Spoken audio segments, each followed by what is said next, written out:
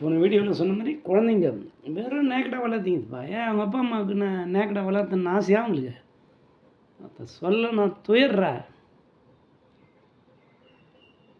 மனசால் எழுதுங்கிறான்டா, ரத்த கண்ணீர் வச்சுங்கிறான்டா. ஒரு வேளை பால் கொடுக்க முடியல, ஒரு வேளை சோறு போட முடியல, அவனை நம்பிக்கிறவங்களுக்கு வறுமையிலே சேர்த்துக்குதுடா ஏழைங்க.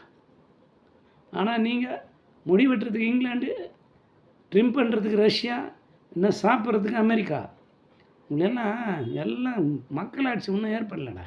இன்னும் அதான் சொல்கிறேன், நான் எங்களை வறுமையை வச்சு 100 ரூபா காட்டினாவே உங்கள் பின்னால் ஓடியாடுற அளவுக்கு மக்களை ஏற்படுத்திக்கிறீங்க.